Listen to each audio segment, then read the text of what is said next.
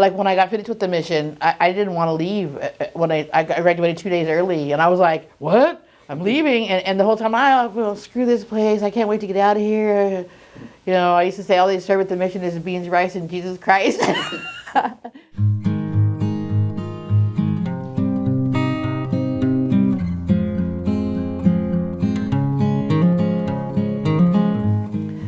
Before I came to the mission, I don't remember a time in my life when I was truly happy before. I was miserable for most of the time, and I was using substances to numb that pain and not to conform with society. And when I originally got arrested and got sentenced to probation and drug court and Crossroads Mission, I fought it a little bit at first, but then I finally surrendered, and that's where I found God again.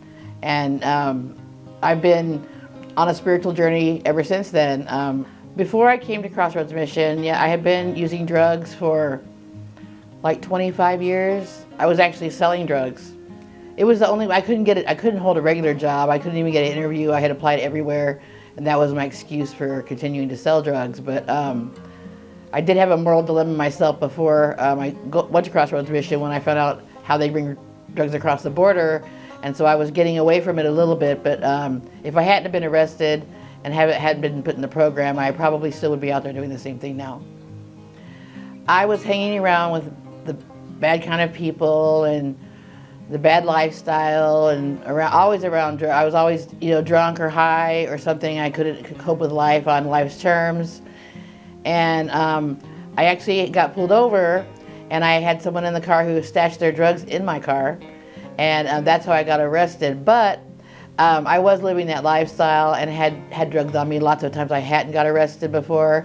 So it was really God's hand and intervention right there. I didn't see it at the time, but looking back now, that's probably the best thing that's ever happened to me. When I first got to Crossroads Mission, I kicked and screamed a little bit. I think everybody does to a certain extent. But I didn't want them shoving God down my throat because I thought of myself as a Christian. But in all actuality, I had a bad internet connection with God. I had become a holiday Christian. I was only going to church like on Easter and Christmas, and I only prayed when I needed things for myself. That's where I found my spirituality again, is at the mission, and I've just been continuing with that ever since, going to a vertical church. I got baptized through the Crossroads Mission at the river in March. It was super cold, but I had a very, very great experience at Crossroads Mission. It's a wonderful program. I would recommend it to anybody. Take what you can get from the program like I did, and it just grows on you more and more until you accept it, and it's changed my life completely. Actually, the best part about my sobriety is I also go to AA, and they talk about the miracles. We don't believe in miracles, we rely on them. And I've seen so many miracles in my sobriety now that it's just amazing. And I know that if I can shine bright enough to attract anybody else to think that they want what I have, and they go to AA or go to rehab or think that if I can do it, they can, that's all I could possibly ask for. And I know that a couple people, friends of mine, have started on the road to sobriety as well, and that's just wonderful. It's wonderful to see that what I'm doing is, obvious to other people, and that they can see it's possible for them as well. I was raised Catholic, and I went to private Catholic school, and that's all the life I've ever known. I've never really been to any other churches or religions, and I had that ingrained in me, and I thought that I knew God. And I don't think I ever really knew God until I was at the mission. I think that's where I had my spiritual awakening, and after I did the steps, and I had a hard time doing the steps at first because I was angry with God. I had issues with God. I blamed God for all kinds of things and not rescuing me sooner. And come to find out, all along I was the problem. Now my relationship with God is very good. He helps. He's in everything I do. I do everything for His glory, and I always try to always do the right thing even when no one's looking. God, so much has changed in my life.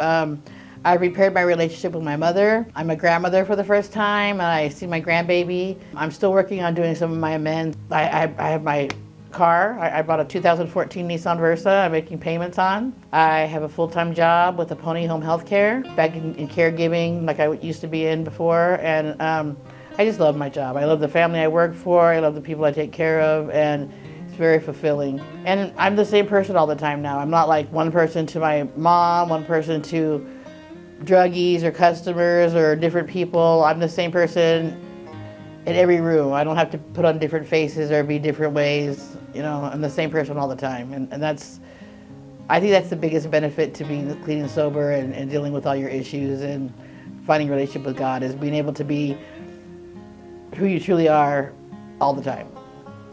I had a lot of unresolved issues and a lot of anger issues with God, and through Fabian, the religious, advisor, and everybody at the mission and Vertical Church, and just prayer, I realized that obviously I was looking for a scapegoat and not wanting to take responsibility and blame for all the mistakes I had made, but I know He's a forgiving God, and He loves and forgives me, and that as long as I do what's right and try to live my life for Him, then, I'm going to go to heaven, not go to hell. So that's important.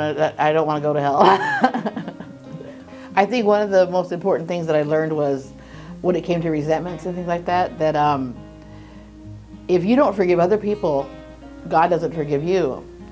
And once I realized that, I was not going to be burning in hell for all eternity because I have a grudge against someone. It's ridiculous, Most of the time you hold that grudge, they're not feeling any of the pain or the tumultuous things that you're going through. It's just you. So once I realized that, I really had to take a long, hard look at all the things I was angry about. And most of them I had a part in as well. So, and I have forgiven everybody, including my ex. I'm genuinely happy all the time. Like they say, happy, joyous, and free, and I really am. I'm obviously doing things that other people are noticing, and I'm making a difference in myself and the community. And so now I'm a productive member of society again. Or I don't think I ever was before, actually. For the first time, I'm a productive member of society. It's one of the best programs there is anywhere. And if you truly want to change your life and not do drugs anymore, it's a great place, a safe environment with people that really care about you and are willing to help you learn new ways to cope. And honestly, in the way that things are now, you can't trust what you're getting from anyone. There's been so many deaths related to fentanyl, and they're cutting meth with fentanyl, so you don't ever know what you're getting. It really is like Russian roulette. It's too dangerous to do drugs anymore. So if for anything else, then not just to be safe for yourself, reach out and ask for help, because there's always somebody here to listen to you. Hi, my name is Shamra Dunkel, and I was in the New Life program at the Crossroads Mission.